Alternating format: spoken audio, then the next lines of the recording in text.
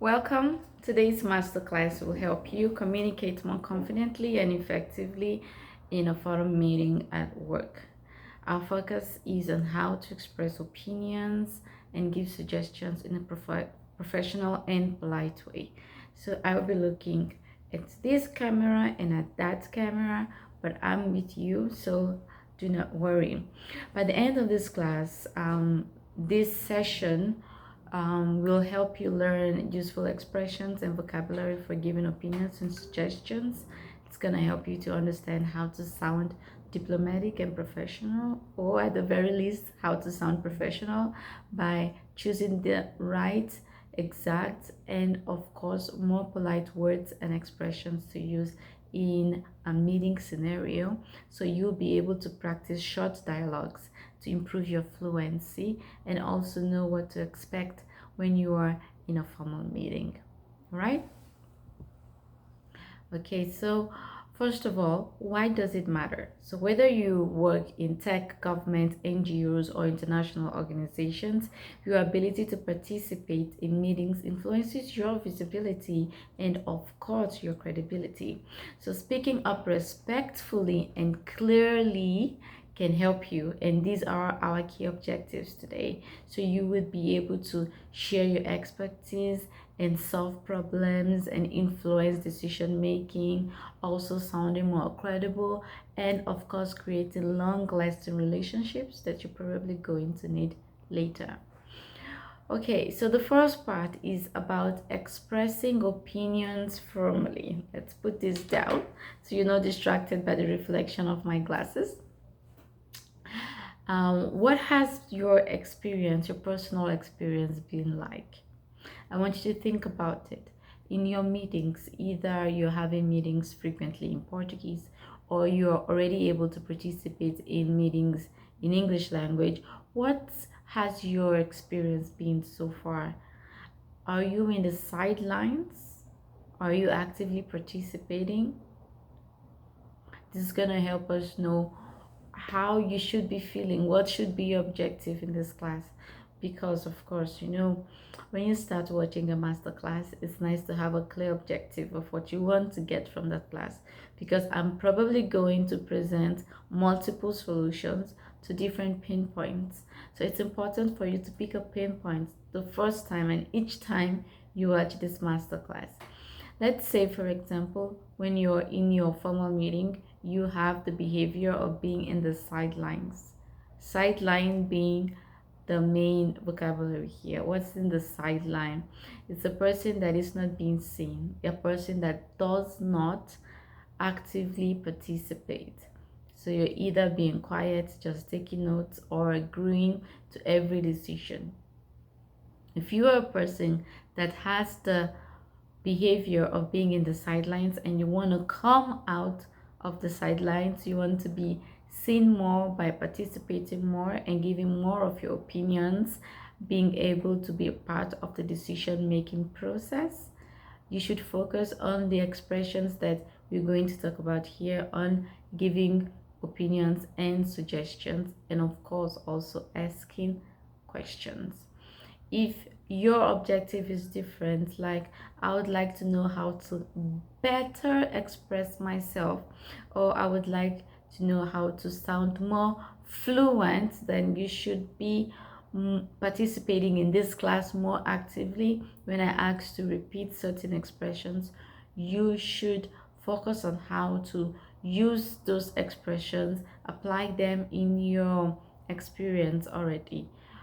How do I have to adapt this expression to my job, my profession, my sector? In my sector, what would be the right word? What would be the right main vocabulary that would help me stand out in this sentence that Sophia has given me? So depending on this objective or the other objective, the way you're going to participate in this class might be slightly different. Okay, just going to have a sip of water here. All right, so yeah, before we continue, I forgot to connect my mic. When you're not used to doing something, always sometimes you make mistakes. Which brings me to another conversation. The conversation of what is your behavior into making mistakes? How do you react to making mistakes? If you're a person that is very self-critic, I would like you to remember that making mistakes, especially when you're in a master class, honey, is required. So it's okay for you to make mistakes. Even in real meetings, sometimes when you notice, even speakers in a presentation, people who have been speaking for a long time, sometimes when they're speaking, they make mistakes and they might stammer or prolong the words so they can think and correct what they said. Exactly. So sometimes when we're making mistakes, it's just a tip. We have different ways of paraphrasing and changing the way we present that sentence in order to correct the mistake. I just did that. By prolonging my words, by breaking more, having more pauses so I can be able to think, assimilate, and give you what information it is that I'm trying to transmit in a better way. So that's another tip, okay? All right, so let's continue. In formal meetings, tone and wordings matter. So you want to sound assertive, of course, and also polite and respectful. So this is very important. I know that it depends on what country sometimes and what kind of job sector you're in. The level of formality in your job matters, but here we are going to be considering that you need to sound respectful, because it doesn't matter where you are anyway, you always have to sound respectful. So we're going to be using polite words and polite expressions. So if you are expecting to hear some curse words because maybe you like learning language using curse words, unfortunately we won't be treating curse words, but of course we'll be treating everything that you need to know on how to express yourself and give suggestions, being polite and respectful and assertive. Okay, so all right, if you want to sound more neutral and professional in a meeting, you would say, I believe that. So you want to give your opinion. While expressing your opinion, you should use I believe that. Even though you know, you shouldn't say I know that. You shouldn't give an opinion starting and say we should do this, but rather you should use phrases like I believe that, in my opinion. In my opinion is slightly softer than when you say I believe that. But what's the difference? In my opinion and I believe that. When you say I believe that, you're kind of enforcing more on your expertise. So you're calling attention that, okay, I know what I'm saying and this is what I believe. So you're sounding more professional, although it's not rude, it is polite and it is neutral. So depending on the situation, if you are the person that is the lead on that department, it would be more assertive for you to use the expression I believe that. If you are not the lead in that decision making or in that department or activity, it would be more usual for you to say in my opinion, because you're trying to say I'm just making a suggestion from where I'm standing at. Okay, from my standpoint, this is my opinion. When you say I believe that, maybe because you have more authority in that sector or in that task, you are maybe the leading person or you are the main person that's dealing with that activity. So that's the slight difference between I believe that and in my opinion, if you want to be more assertive. Of course, we have other expressions like from my perspective. So in my opinion, from my perspective, it seems to me that, okay, I should take another sip before that. 1 second. Thank you. All right, so from my perspective, it seems to me that I am of the opinion that this four expressions pretty much are the same, which means that you're on the sides of that decision making. You're not the person in front of that task. So you're just giving an opinion, a suggestion. Of course, it is needed. So you would say, in my opinion, from my perspective, I'm of the opinion that as far as I am concerned, okay, which is all of this shows a personal angle. So all of this shows a personal angle. But when you say I believe that, it's a bit more than just a personal angle. Now let's go to some examples. I'm gonna give the first example sentence using I believe that.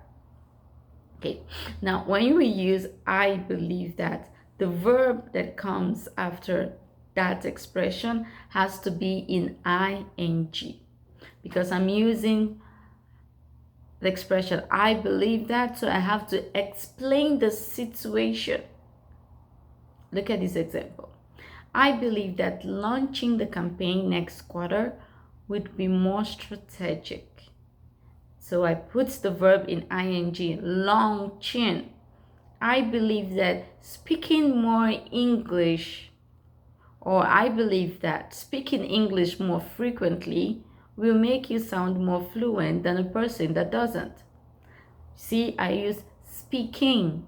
So when you use the expression, I believe that, you have to use the verb in ing. All right, now let's take another example. In my or from my perspective, the current process could be more efficient.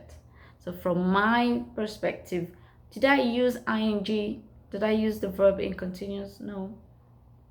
Okay, so I just go direct. My perspective, the decision making should be for the person who is the lead on the task. Another example. Okay, it seems to me that the team needs clear guidelines or guidance.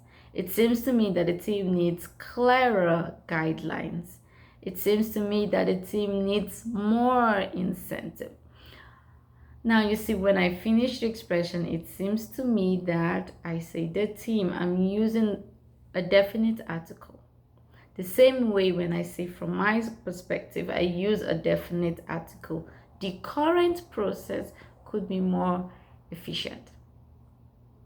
Okay, it's being 5 new expressions for you. It's been lots of explaining in the last, 10 to 12 minutes. And I've also given 5 example sentences for you to use. So let's take a minute. I want you to take a minute. Write a sentence using one of the expressions above that I just explained, to give your opinion on a common work topic. Let me help you a little bit here. The topic could be like about deadlines. It could be about remote work. It could be about team communication. Just pick one topic and then write your opinion. Give a suggestion. Okay, so I want you to pause this video. Use one of the expressions that I explained to you. You could, if you are the lead in whatever sentence you have decided to give opinion on, if you are the lead, I want you to use the expression, I believe that, complete. Remember, when you use I believe that, the verb has to be in ing. If you are not the lead on whatever suggestion it is that you have decided to make your sentence about, you can use any of the other 4 expressions, rather any of the other 5 expressions. As far as I'm concerned, in my opinion, or from my perspective, or it seems to me that, or I am of the opinion that, and complete your sentence. So pause this video, take 1 minute, write your sentence, comment your sentence below this video. I'm going to correct and give you a personal feedback about it, okay?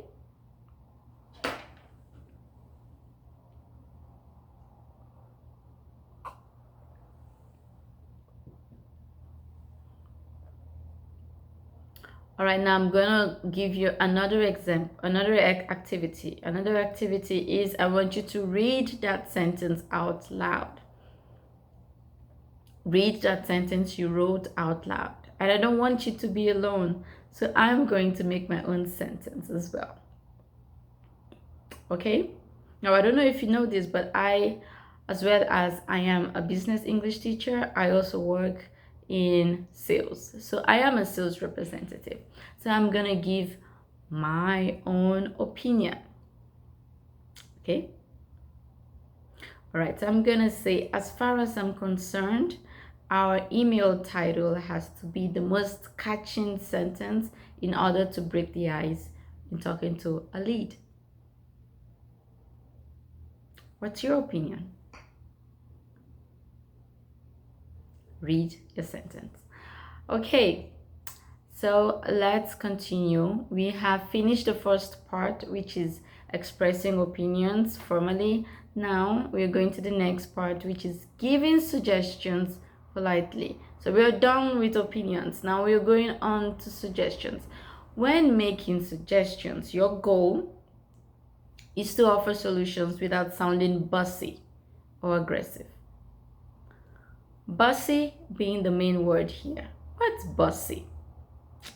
Bossy is when you're trying to sound like the boss, like you know it all. I'm your boss, so you just gotta obey me, do what I say. You say the person is sounding bossy. Okay?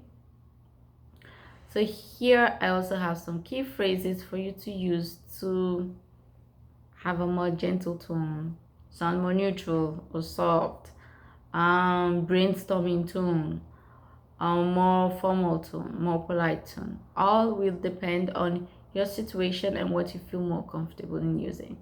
So here I have 1, 2, 3, 4, 5, 6, 7, 8, 9 example expressions for you. You're going away with a lot in this class. So first of all, in order to give this suggestion, I would say this.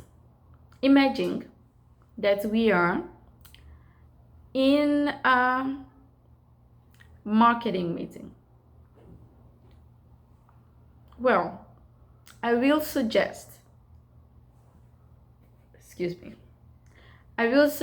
that we carry out a short survey to understand where we stand in the market. I just used the expression I would suggest. I would suggest.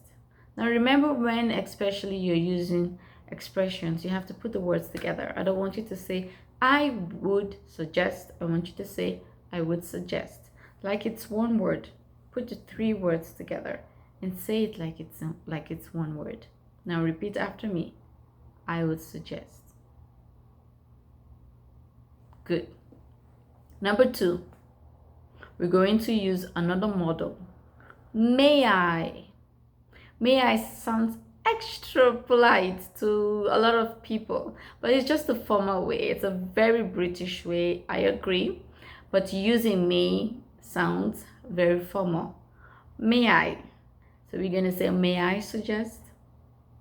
When you say may I suggest, of course, you don't need to raise your hand. Don't need to be so British like that. Just say, may I suggest? And since it's a very polite and a very formal word, you can use it while actually just speaking up your mind. So it's fine. So repeat after me. May I suggest? Now complete your sentence. Good. All right, let's go to the third expression. Why don't we? Why don't we? Now we are giving a suggestion, at the same time it sounds like we are questioning, but we're not. It's a collaborative tone. So I want you to repeat after me, and I want you to complete the sentence using whatever it is that is your suggestion for our marketing meeting. What we should do, or should be our next marketing task. Okay, you ready? 1, 2, 3, go. Why don't we? Good. Next, what if we take out the callings, and first of all, send LinkedIn connections. So, what if we? What if we? It sounds also like questioning, but no, it is another collaborative tune or brainstorming tune. It's also something that you can use for brainstorming meetings. Remember, in the first part of this masterclass, we talked about the 4 different kinds of meetings, and brainstorming meetings was one of them. So one of the expressions, some of the expressions here that we go very well with brainstorming meetings will be, why don't we, may I suggest, and what if we. Most especially, why don't we and what if we. Okay, are you ready for the next one? Okay, perhaps we could. Perhaps we could. Now, perhaps we could sounds more diplomatic, because perhaps is a word that you could substitute with maybe, but you never use maybe. Why? Maybe makes you sound like you're very unsure, actually. You're unsure of what you're saying. So instead of using maybe, it would be better that we use the word perhaps. So instead of saying, maybe we should try option A, we would rather say, perhaps we should try, or perhaps we should go with option A. So here the example is, maybe we could, perhaps we could. Next expression is, have you considered? Have you considered? Okay, this is mostly for a feedback kind of meeting. So when you're having a feedback kind of meeting and they're telling you what has been done and what results have emerged, and you want to give a suggestion, you would say, have you considered? Have you considered contracting or seeing with a specialist? Maybe we should try a different kind of approach. Or have you considered trying a different kind of approach? Good. Next, it might be a good idea to.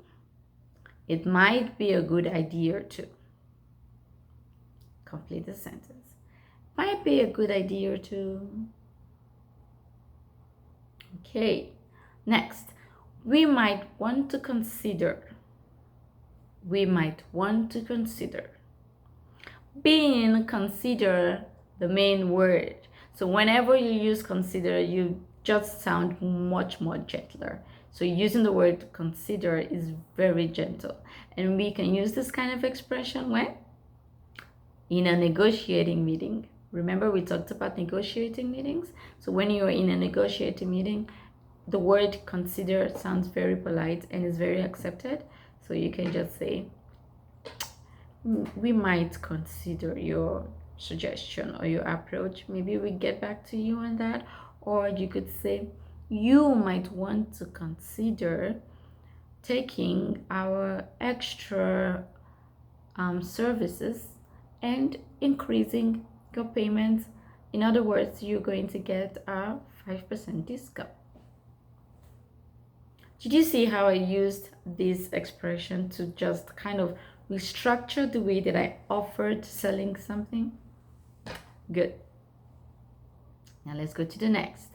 Another option could be. Another option could be. Here we're just exploring alternatives at this point.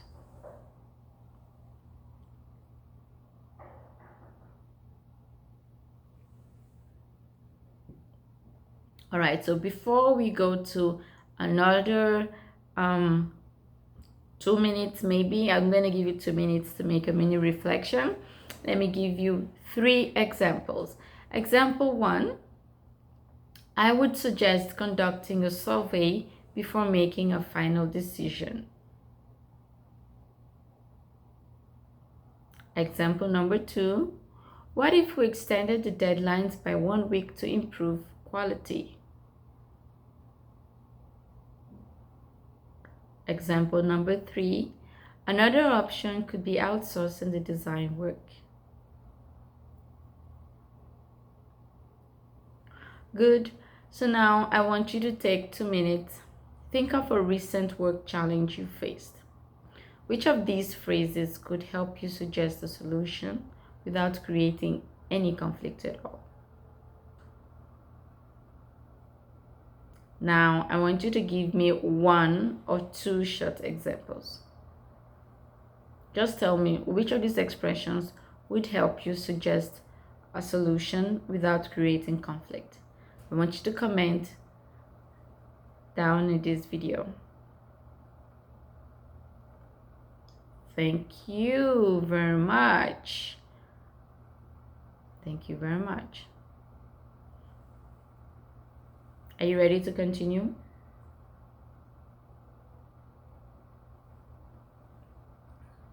All right, now we're going to talk about modifiers. What do modifiers do for us? Modifiers help us to adjust the strength of our opinions or suggestions. So we want them to sound more negotiating, more diplomatic, more empathetic. So modifiers can make something sound strong to sound less strong or sound softer. So let's use the expression, I'm certain that. I'm certain that. That's very strong and comes across a bit more bossy. So instead of saying I'm certain that, you remember what was the expression I said we should use instead? I believe that. So we're going to say I believe that. Number 2, it's when we're talking about obligations.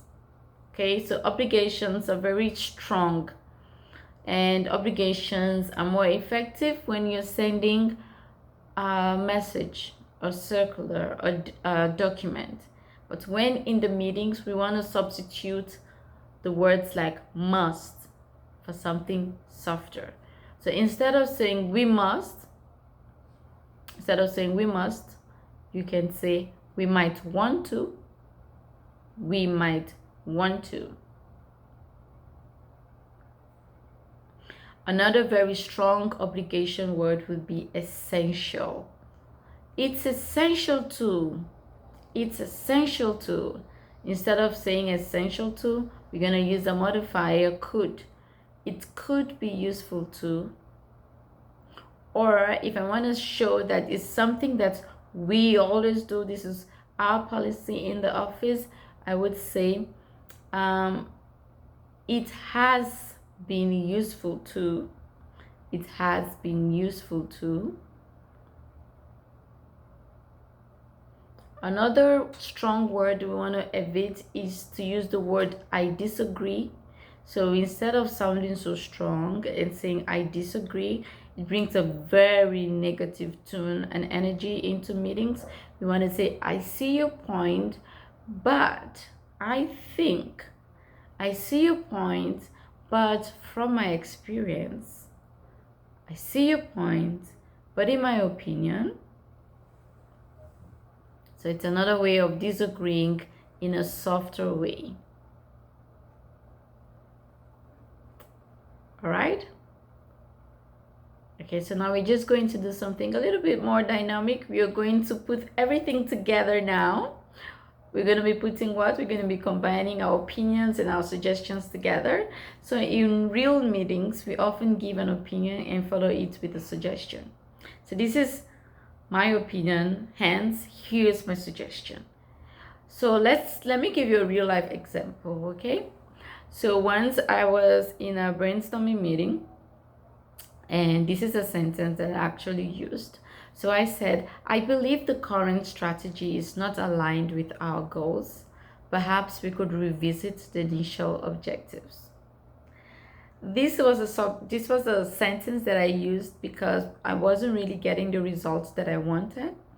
And during the strategy making, there are some things that we decided to use that didn't really align, but we wanted to understand our market a little bit We wanted to have an opinion that was stronger about our market, and we did had that opinion because it was definitely showing up in my results. So this was something that I used to say, all right, so we've already had this experience. Our current strategy has to be revisited. So I didn't want to say the current strategy isn't working, let's change it. So all I had to say was, I believe the current strategy is not aligned with our goals. So not being aligned being the key word, not aligned with our goals, perhaps we could revisit the initial objectives. Is that okay? And another example is, from my perspective, the timeline is too ambitious. Why don't we extend the testing phase? It might sound a little bit too fetched, but the truth is, when you're trying to sound more professional, especially in a second language, it's very important that you practice what you're going to say before your meeting, which is one of my strategies. Even though English is my first language, I always try to, okay, I'm gonna give a feedback meeting. What am I going to say? And what's the best way that I can say it? So when I try to structure my sentences and have a look at them before the meeting, of course, it always affects the impact of my participation and contributions of the meetings. So now is your turn. You're going to take 2 minutes to practice with a partner, a fictitious partner, of course, or you could use me as your partner. One person gives an opinion and the other person offers a suggestion. So I want you to write down your suggestion. I'm going to give you 2 opinions of mine, and I'm going to pause after each opinion of mine while waiting for you to give your suggestion. Okay, are you ready? All right, so now I'm going to give my opinion. I believe the current strategy is not aligned with our goals.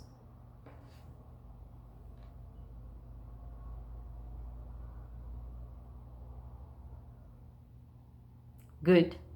I'm going to give my second opinion, and I'm going to pause again for you to give your suggestion. From my perspective, the timeline is too ambitious.